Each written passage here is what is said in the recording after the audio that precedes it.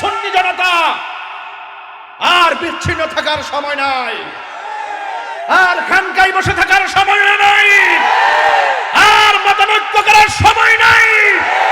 আমাদেরকে হাতে হাত রাখতে হবে, আমাদেরকে বুকে বুক রাখতে হবে।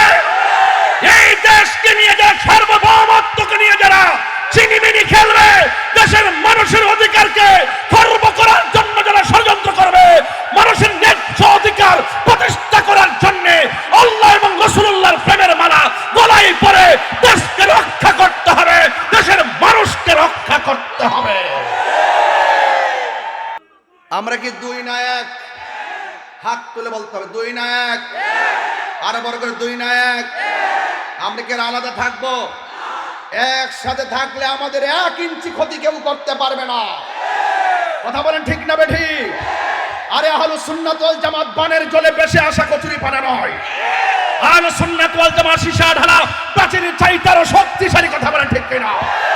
আরে আহলুস সুন্নাত ওয়াল জামাত চাঁদাবাজিতে বিশ্বাস করে না, দুর্নীতিতে বিশ্বাস করে না, যারা অপরাধে বিশ্বাস করে না, সন্ত্রাসীতে বিশ্বাস করে না। আহলুস সুন্নাত ওয়াল জামাত শান্তির বার্তা হয়ে এই দেশ থেকে দেশান্তরে সত্যের কথা বলে যারা জীবন তারা কাজ করে গিয়েছে। কথা বলে ঠিক না? এই জন্য এখন সময় এসেছে ঐক্যবদ্ধভাবে আমরা সব কিছুর জবাব দিতে হবে। কথা বলেন ঠিক কিনা? আমি মনে করি এই বাংলাদেশের রাজনৈতিক অস্থিরতাকে যদি শান্তিপ্রিয় করতে হয়, আহলুস সুন্নাত ওয়াল জামাতের খেদমতের কোনো বিকল্প। এই জন্য রাষ্ট্রযন্ত্রকে বলবো, আহলুস সুন্নাত ওয়াল জামাতকে এই দেশের ক্রাইসিস মুভমেন্টে গুরুত্বপূর্ণ জায়গায় স্থান করে দেন। ইনশাআল্লাহ সারা বাংলাদেশ শান্তির নিকেতন হয়ে যাবে। কথা বলেন ঠিক কিনা? কারণ আহলুস সুন্নাত ওয়াল জামাত লুবি না। আহলুস সুন্নাত ওয়াল, আস্তে কথা হলো কেন? আহলুস সুন্নাত ওয়াল জামাত লুবি নয়। আহলুস সুন্নাত ওয়াল জামাত ডলার খেয়ে কালার পাল্টায় না।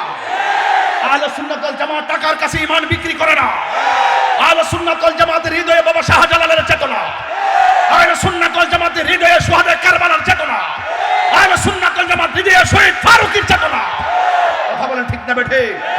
এই জন্য যারা আমাদেরকে মিথ্যা ট্যাগ দেয়, যারা বলে আমরা মাজারে গিয়ে সাজদা করি, যারা আমাদেরকে মাজার পূজারী বলে ট্যাগ দেয়, তাদেরকে বলবো অযথা আমাদেরকে মিথ্যা অপবাদ দিবেন না। এই মিথ্যা অপবাদ দিতে দিতে আপনাদের অবস্থান কিন্তু কতটুকু হচ্ছে, শান্তি কিন্তু কেউ খুঁজে পাচ্ছেন না। মিথ্যা বললে টাকা পয়সা শান্তি নাই রে। শান্তি কোথায় পায়? ডলার খায়া কালার পাল্টাইলে শান্তি পাওয়া যায় না। কথা বলেন ঠিক না বেঠে? এই জন্য বলুন আল্লাহ কয়জন? সেজদা পাওয়ার মালিক কে? আপনাদের কি আমার সাথে একমত আছেন ইনশাআল্লাহ?